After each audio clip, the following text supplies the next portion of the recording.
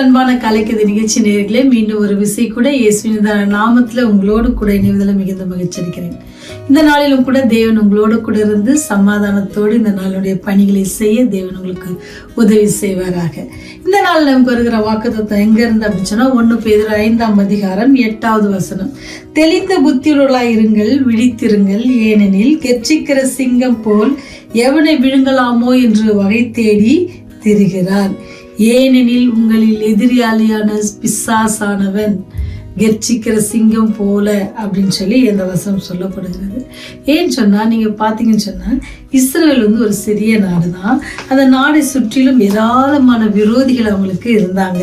அவங்க எப்பொழுதும் என்ன செய்வாங்கன்னா, எப்படியாச்சும் இஸ்ரேல் மக்களை தோற்கடிச்சிடணும் அப்படின்னு சொல்றது அவங்களுடைய நோக்கமா இருந்துச்சு.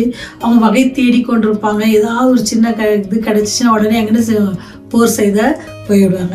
அப்படி இருக்கும் பொழுது என்ன செஞ்சிச்சு அப்படின்னு சொன்னா, அந்த சிறிய நாடு, அந்த சிறிய கூட்டத்து மேல ஆண்டவர் வைத்த அன்பு நிமித்தமாக அதை எப்பொழுது என்ன செய்வாருன்னு சொன்னா பாதுகாப்பாக வச்சுட்டு இருப்பாரு. அவர் பாதுகாப்பாக வச்சுட்டு இருக்கும் பொழுது என்ன செய்வாங்க அப்படின்னு சொன்னா, அவங்க எதிரிகள் அவங்கள விழுத்த முடியாம போயிருந்துச்சு. ஆனா என்ன செய்வாங்கன்னா, சில நாளையில ஆண்டவரை விட்டு பின் வாங்கி போயிடுவாங்க. ஆண்டவர் சொன்ன காரியத்துக்கு கீழ்ப்படியாம போவாங்க. அப்படி போகும்பொழுது என்ன அப்படின்னு சொன்னா, எதிரிகள் அவர்களை லேசா என்ன செஞ்சிருவாங்க, வெற்றி சிறக்க பண்ணுவாங்க. நீங்க பாத்தீங்கன்னு சொன்னா ஆண்டவர் சொல்றாரு, எரிகோ அது நீங்க முற்றுகையிட்டு அதை என்ன செய்வீங்க, அந்த மதிலை இடித்து அங்க இருக்கிற எந்த பொருளை நீங்க என்ன செஞ்சிடக்கூடாது, எடுத்துட்டு வரக்கூடாது, எல்லாத்தையும் என்ன செய்யணும், நீங்க சுட்டி எரிக்கணும் அப்படின்ட்டு சொல்லப்பட்டிருக்கோம். யோசுவா 7ஆம் அதிகாரத்துல பாத்தீங்கன்னா அது ரொம்ப அழகா சொல்லியிருப்பாங்க. ஆனா 6ஆம் அதிகாரத்துல எல்லாம் சொல்லி வந்தா 7ஆம் அதிகாரத்து வரும் பொழுது என்ன இருந்துச்சுன்னா, ஒரு சின்ன பட்டணத்துல அவங்க போய் போரிடும் பொழுது என்ன செய்வாங்கன்னா தோற்று போயிடுவாங்க. ஏன்னு சொன்னா ஆண்டவர் அவர்களோட கூட இல்லாமல் விலகி போயிடுவாங்க. ஏன் அப்படின்னு சொன்னா, ஆண்டவர் அவர்களுக்கு தண்டனை கொடுத்தாரா அப்படின்னு நீங்க நினைச்சீங்கன்னா இல்லை. ஏன் சொன்னா ஆண்டவர் சொன்ன காரியத்தை நம்ம விட்டு விலகும் பொழுது என்னது, ஆண்டவருடைய பாதுகாப்பு நம்ம விட்டு விலகி போகிறது. ஆண்டவருடைய பாதுகாப்பு நம்ம விட்டு விலகி போச்சு அப்படின்னு சொன்னா அது எல்லாமே என்ன செஞ்சிடும், நமக்கு ஈஸியானது அட்டாக் பண்ணணும். வாசத்தல்ல இந்த பிரபஞ்சத்தின் பிசாசானவன் என்ன செய்வான், நம்மை கெர்ச்சிக்கிற சிங்கம் போல சுற்றி திரிகிறான், நம்மை பீறி போடவன் காத்து கொண்டிருக்கிறான்றதுல எந்தவித சந்தேகம் இல்லை. எப்படி அன்னைக்கு இஸ்ரேல் மக்கள் ஆண்டவர் சொன்னது கீழ்ப்படியாம, நீங்க பாத்தீங்கன்னா சின்ன படம், ஏன்னா அதுல ஒரு குற்றம் இருந்துச்சு. யாரு, ஆகான் என்ன செஞ்சாரு, நல்ல பொருட்களை எடுத்துட்டு வந்துட்டாரு, விலையுந்த பொருட்கள் அங்கிருந்து ஆண்டவர் சொல்ல எல்லாவற்றையும் சுற்றி எரிக்கணும் அப்படின்னு சொல்லிதான் அவங்களுக்கு கட்டளை இருந்துச்சு. ஆனா ஆகான் எடுத்துட்டு வந்ததுனால என்ன செஞ்சாங்க, அங்க பாவம் இருந்ததுனால, ஏன்னா அங்குள்ள பொருட்கள் என்ன இருந்தது, தீட்டு நிறைந்தது அப்படின்னு சொல்லிதான் ஆண்டவர் வேண்டான்னு சொல்லுவாங்க. அது செஞ்சதுனால என்ன செஞ்சாங்க, அவங்க தோற்று போயிடுவாங்க. அப்படி தோற்று போகும்பொழுது யோசுவா என்ன செய்வார், ஆண்டவருடைய பெட்டி முன்பாக விழுந்து படுத்து, ஆண்டவரே நீங்க இந்த மக்களை யோர்தானை கடக்க செய்து இதற்கு தானா, ஏன் இவங்களை இப்படி இது பண்ணிட்டீங்களே அப்படின்னு சொல்லி அவர் கேட்பார். அப்போ ஆண்டவர் சொல்வாரு, நான் சொன்னதுக்கு நீங்க கீழ்ப்படியலைன்னா உங்களுக்கு என்ன, இது என்னுடைய பிரச்சனை உங்க மத்தியில இருக்காது. என்னுடைய பிரச்சனை இல்லை அப்படின்னு சொன்னா யார் வருவா, எதிராளான பிசாசானவன் வந்துருவான் அப்படின்னு சொல்லி சொல்லப்படுது.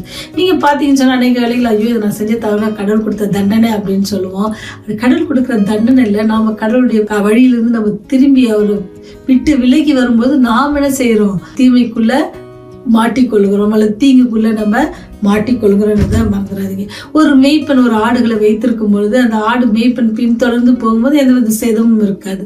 ஒருவேளை அந்த ஆடு அந்த மேய்ப்பனை பின்பற்றாமல் அவருடைய குரலை கீழ்ப்படியாமல் எங்கேயா சைட்ல போச்சு அப்படின்னு சொன்னா எங்க செய்யும், முள்ள மாட்டிக்கும் அல்லது தீய விலங்குகள் கிட்ட இருந்து கொடிய விலங்கு கிட்ட இருந்து அது என்ன செய்யும், மாட்டிக்கும். அதுக்காக அது மேய்ப்பன் எதுவும் அதுக்கு தண்டனை கொடுத்தாரா, மெய்ப்பன் தண்டனை கொடுக்கல, நாம தேடிக்கிட்ட ஒரு வழியாக அது இருக்கிறது. சரியா, அதனாலதான் ஆண்டோடைய பிரசன்னத்தை நாம் எப்பொழுதும் உணரணும் அப்படின்னு சொன்னா நம்ம ஆண்டவர் சொல்படி நம்ம கேட்கணும். ஆண்டவர் சொல்லியிருக்கிற காரியங்களை நம்ம செய்வோம் அப்படின்னு சொன்னா அது ஆண்டோடைய பாதுகாப்பு எப்போதும் நம்மை சுற்றிலும் இருக்கும். எப்படி அன்னைக்கு இஸ்ரேல் மக்கள் இடத்துல ஆண்டோடைய பாதுகாப்பு எப்பொழுதும் தொடர்ந்து இருந்துச்சோ, அவங்க ஆண்டவர் பேச்சை கேட்கும் பொழுது கூடவே இருப்பாரு. அவர் சொல்லுவாரு, நீங்க என்னை விட்டு போயிட்டீங்கன்னா நானும் உங்களை விட்டு போயிடுவேன் அப்படின்னு சொல்லுவாங்க.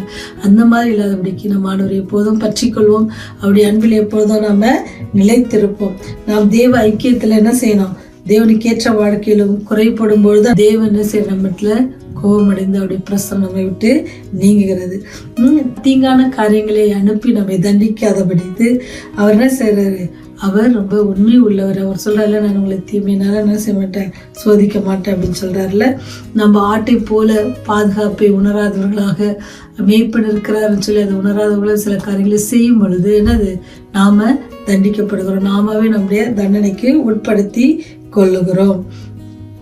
தேவ ஐக்கியம் குன்றி போன நிலை நமக்கு பல தீங்கான பிரதி விளைவுகளை என்ன செய்யும், உண்டு பண்ணோம்.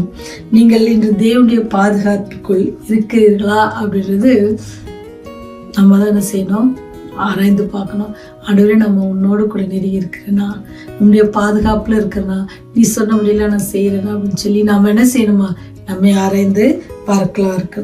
இறைவனின் கட்டுப்பாட்டை விரும்பி ஏற்கும் வரை கவலைகள் கட்டுகளில் இருந்து விடுதலை இல்லை.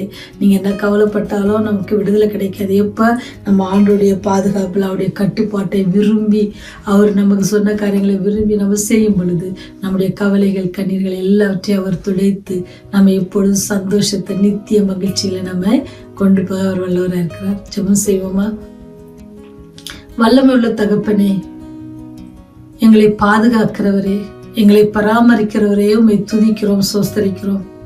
சுற்றிலும் அநேக பிரச்சனைகள் மத்தியிலும் நீர் எங்களை உம்முடைய அன்பின் கோட்டைக்குள்ளே நடத்தி வருவதற்காக நன்றி செலுத்துகிறோம். சேதங்கள் ஒன்றும் அணுகாதபடி எங்களை பாதுகாப்பதற்காக நன்றி செலுத்துகிறோம். சுவாமி, இந்த நாளிலும் நாங்கள் கேட்ட சத்தியத்தின்படி ஆண்டவரே, நாங்கள் உங்களுக்கு கீழ்ப்படிந்துள்ளா இருக்கும்போது உடைய பாதுகாப்பு எப்பொழுதும் எங்களோடு கூட இருக்குது என்று நாம் உணர்கிறோம். ஆண்டவரே, ஆவிக்குரிய இஸ்ரவேலர்கள் என்று சொல்லுகிற நாங்கள் உம்மை பின்பற்றுகிற பிள்ளைகளாக இருக்க கிருபை செய்யுங்க ஆண்டவரே. முரட்டாட்டமான குணங்கள் ஆண்டவரே, முறுமுறுக்கிற குணங்கள் எங்களில் இருக்குமானால் எடுத்து போட்டு உமக்கு பிரியமான ஜீவம் ஜீவிக்க கிருபை செய்யுங்க ஆண்டவரே. ஆகானை போல ஆசைப்படாதபடிக்கு ஆண்டவரே, நீர் சொன்ன காரியங்களில் நாங்கள் கீழ்ப்படிந்து நடக்க எங்களுக்கு உதவி செய்யுங்க. நாங்கள் எல்லா காரியங்களையும் உங்களுடைய கரத்துல ஒப்பு கொடுக்கிறோம். நாள் முழுவதும் உடைய கரத்துல ஒப்பு கொடுக்கிறோம். செய்கிற காரியங்கள் ஒவ்வொன்றிலும் ஆண்டவரே எல்லோரோடு கூட அப்படியே கிருபை இருந்து நடத்த வேண்டுமாய் கெஞ்சி மன்னாடுகிறோம். மனபாரத்தோடு இருக்கிற பிள்ளைகளுக்காக செபிக்கிறோம்.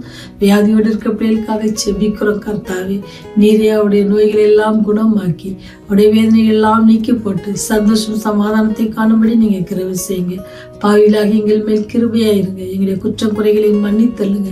இந்த செய்தி கேட்கிற ஒவ்வொரு பிள்ளைகளையும், ஒவ்வொரு குடும்பத்தையும், ஒவ்வொருடைய தேவைகளையும் சந்தித்து சமாதானத்தை கட்டளையிடணுமா இயேசுவின் நாமத்தில் செபிக்கிறோம் ஜீவனுள்ள நல்ல தகப்பனே, ஆமென்.